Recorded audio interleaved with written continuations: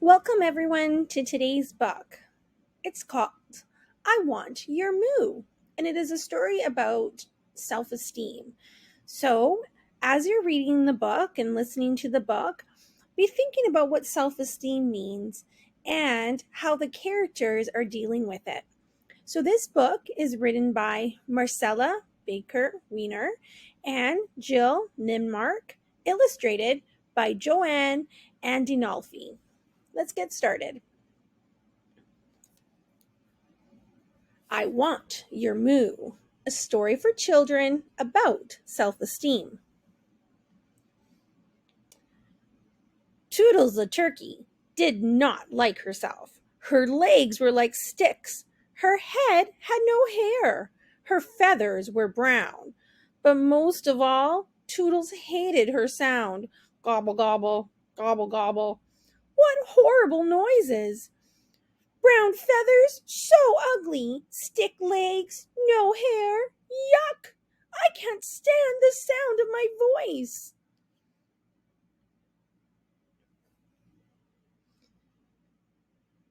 Cheep, cheep. When she was a baby chick, Toodles was soft and fuzzy, and her sound was soft and fuzzy. Cheep, cheep. But when she learned to talk like the other turkeys, her cheep, cheep turned into gobble, gobble.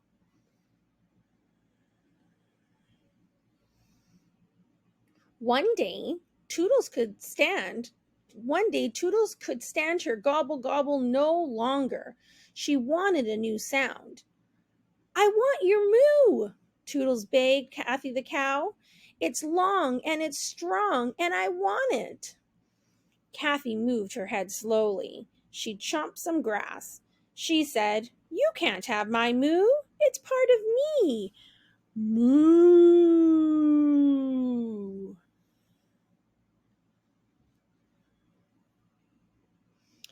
Toodles went to Paris the pig. Will you give me your oink?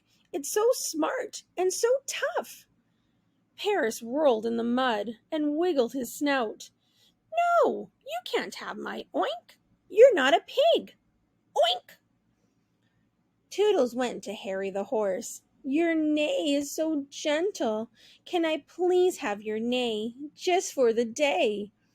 No neigh, I'm sorry to say, said Harry as he munched on some hay. Nay.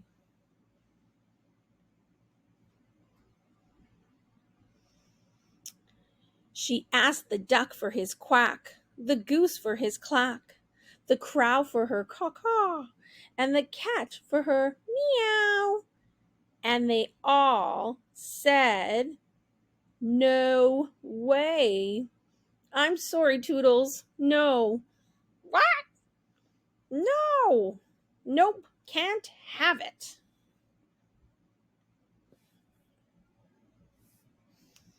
Toodles went to Ralph the rooster. I love your cock-a-doodle-doo. Each morning you sing it loud and wake up the world. Ralph stretched his neck to the sky proudly. I can't give you all my sound. Toodles sighed in disappointment. Well, even a tiny piece would be nice, said Toodles. Okay, said Ralph kindly. I'll give you the doodle-doo, and I'll keep the rest. Is it a deal? Toodles couldn't believe her luck. She cried, spinning around, Doodle doodle, doodle doodle doo, doodle doo, doodle doo. The next morning, just before dawn, when the world was still dark, Toodles was fast asleep. Ralph ran over and shook her. Wake up! The sun is almost up. We have to sing to let everyone know morning is here. The sun was rising over the field. Toodles grumbled and rubbed her eyes. Doodle-doo, doodle-doo. Wait, said Ralph. Let's sing together. 1, 2, 3, sing! Cock-a-cock-a-doodle, doodle cock-a-doodle-doodle, cock-a-cock-a-doo, do-do-do-do-do.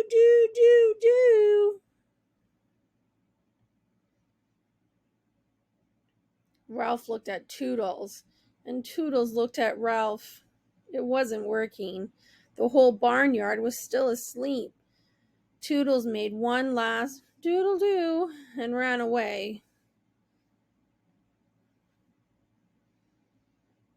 Toodles gobbled sadly, sitting under a tree. Far above, Omar the owl heard, "Hoo, hoo." He called to Toodles, "What's wrong?"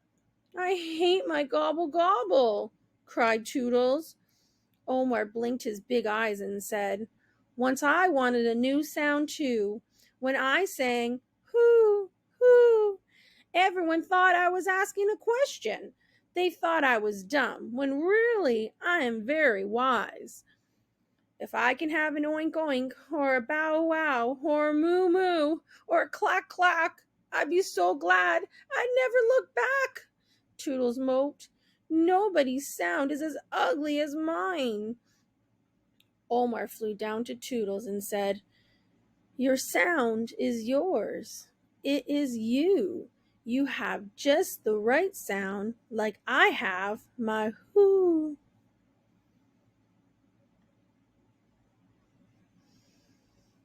But Toodles didn't believe it.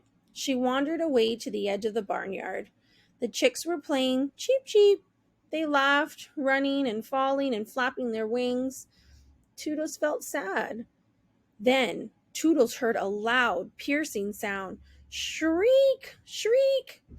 A shadow passed over the ground. The shadow moved in and got bigger. It was a hawk. All the chicks froze in fear. Shriek! Shriek! The hawk circled closer. His beak looked hard and mean. His huge wings flapped slowly. His sharp eyes looked down on his afternoon meal. Toodles moved fast and spread her wings around the chicks. "Gobble, gobble, gobble, gobble," said Toodles.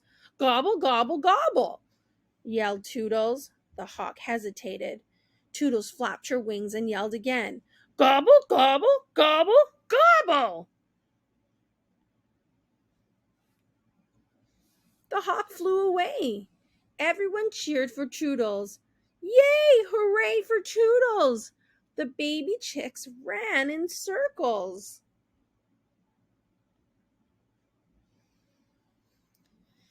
Toodles was so proud of herself.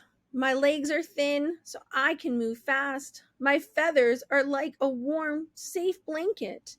My sound is all mine. It's not ugly, it's all me. Gobble, gobble, gobble.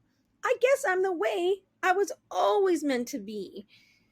And then the other animals are saying, "Me three, me too. When I grow up, I want to be just like you. Great hawk scaring gobble. Lots of warm and safe feathers. Fast moving legs. Zaroom." And that's the end of the book. So this book, as I talked about at the beginning, is about self-esteem. And as we saw, the turkey was not happy with its gobble. But as the story carried on, I think the turkey was realizing that all the other animals had their own sound. And in the end, we saw that the sound for the turkey was what it was supposed to be. It helped the chicks scare away the eagle. So we all have something special about us, even when we think, how come I have this and they have that? We are all meant to be who we are. So in the book, the author has a nice little note to parents in the back, and I won't read all of it, but it does talk about self-esteem, and self-esteem is built upon self-concept. So when you perceive that many qualities about yourself are positive, then you have high self-esteem. And if a child, for instance, feels positive about his physical appearance, accomplishments, and capabilities, his self-esteem is good. The more positive these feelings, the higher his self-esteem. However, on the other side are those children who may lack self-esteem. They may be unhappy with their own self-concept, especially the who, what, and how of who they are. So If this is the case and you might be feeling this, or you have a child that you're worried about, there are some ways that parents or caregivers, teachers, educators, counselors can help build self-esteem. So one of the ways mentioned here is to encourage children to explain their emotions. So when you can name it, you can tame it.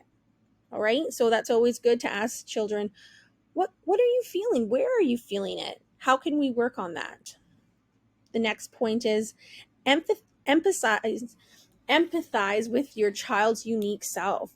So really connect and talk to them about who they are and what their strengths are and maybe what their challenges are, but noticing that everybody is unique and able to do things in their own way.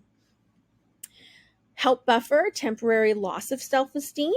So if a child is struggling with their self-esteem, just try to encourage what they've done is something that they can overcome, and to not get them to avoid the situation in the future, because the more we avoid, the harder it is to tackle.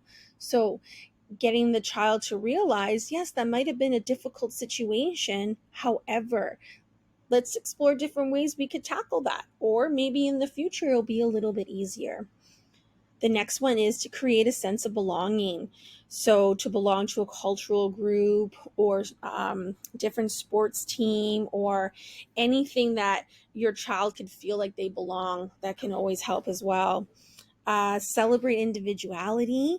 So everybody is different. No one is the same. We all have a different DNA, and that's going to present differently. So to celebrate that is really important.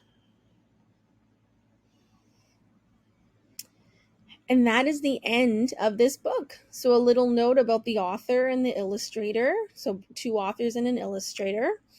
And I hope you took something away about self esteem in this book, and that we all are unique. We all are different. Those have to be celebrated.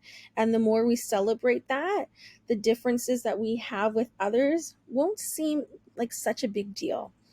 So, thank you so much for tuning in to another book, and I hope that I see you again here soon. Take care, everyone.